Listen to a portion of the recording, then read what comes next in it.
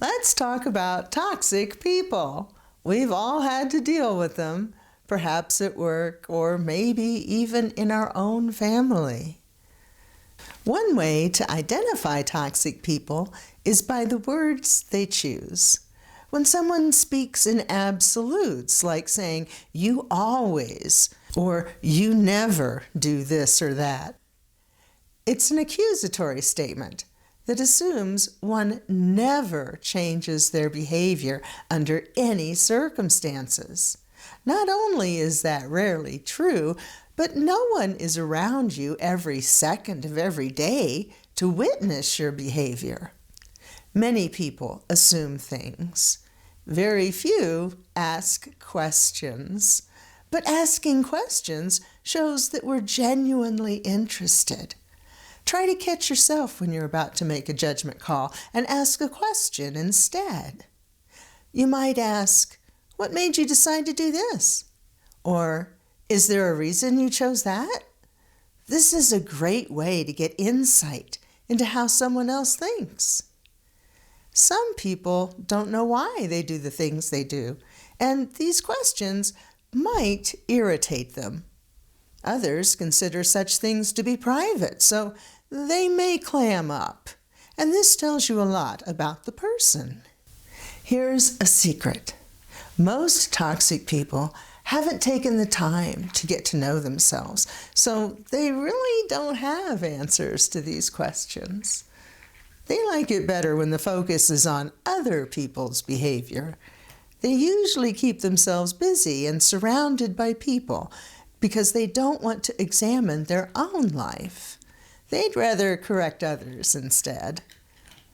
They may tell you how you should act, what steps to take to organize your day, find success in your career, or even to meet your soulmate. But their lives are rarely perfect. This is another example of how they look outside of the medicine wheel, looking to fix everyone else, and don't look within.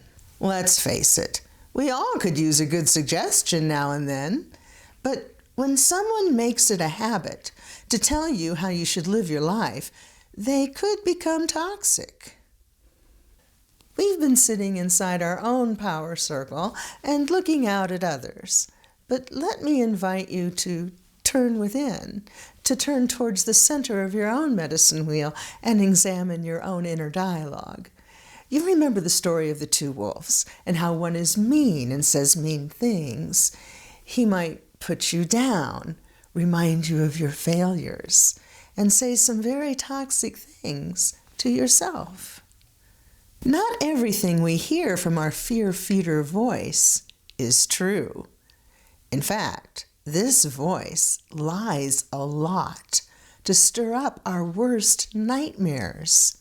Many people never stop to question these thoughts or to defend themselves. They allow their fear-feeder to say things that they would never put up with from anyone else.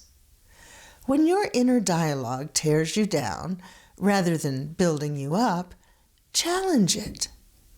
Think of times you've done the exact opposite of what your fear-feeder voice is accusing you. Remind yourself of the times that you've been successful. I can't stress how important this is. We have a tendency to remember all the terrible things that happened to us and to forget our victories. We have a right to remember these things. It's okay to pat ourselves on the back for them. Instead of beating ourselves up over past mistakes, try to remember 3 times that you were victorious.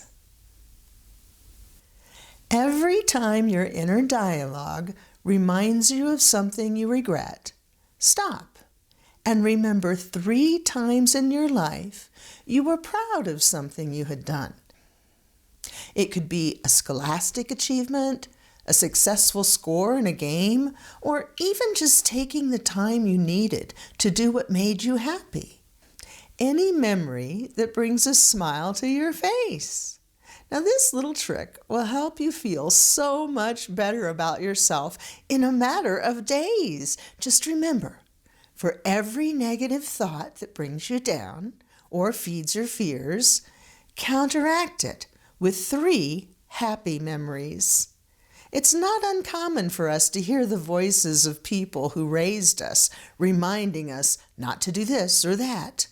We most often recall these reprimanding voices of our caregivers in a negative way. They're not usually bragging on us or singing our praises. When we have such a memory, it's time to bring out the antidote. Remind yourself of 3 victories. Think of the times you or someone you looked up to thought you did a good job.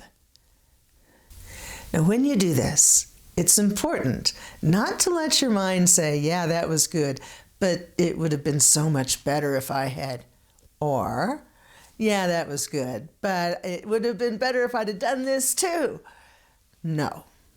That kind of thinking is feeding your fear feeders. It's saying you're afraid that your victory wasn't good enough. When we start to deny the fear feeders a voice, they feel threatened. Remember, they survive on our fears.